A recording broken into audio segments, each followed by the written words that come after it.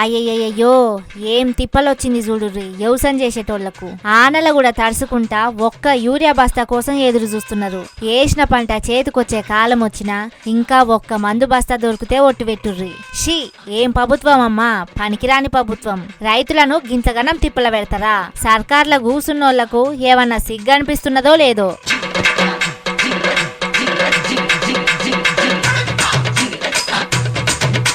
గా పైబాజుకున్న నిర్మల్ జిల్లా కడెం అనే ఊర్లా గిట్ల పొట్టు ఆన చెత్తిర్లు పట్టుకొని యూరియా బస్తాల కోసం లైన్ల నిలబడ్డారు అన్నదాతలు. మరి మన రేవంత్ సార్కు గిల్ల గోస కనిపిస్తున్నదో కనిపించదో గాని గా సార్కు మాత్రం ఓ ముచ్చట చెప్పాలనిపిస్తున్నది ఇదంతా చూస్తుంటే. పిల్లైనా రూమ్ లేచి ఇష్టం వచ్చినట్టు కొడితే అవి పులి లెక్క తిరగబడి మళ్ళా బొడిగ పడుతుందంటారు కదా. గిట్ల చెత్తిర్లు పట్టుకొని సావధానంగా ఉన్న అన్నదాతలకు గాని సిర్రెత్తిందంటే మీ కుర్సీలు, మీ ఎమ్మెల్యేలు, మంత్రుల కుర్చీలు ఊసిపోవుడు ఖాయం సారో.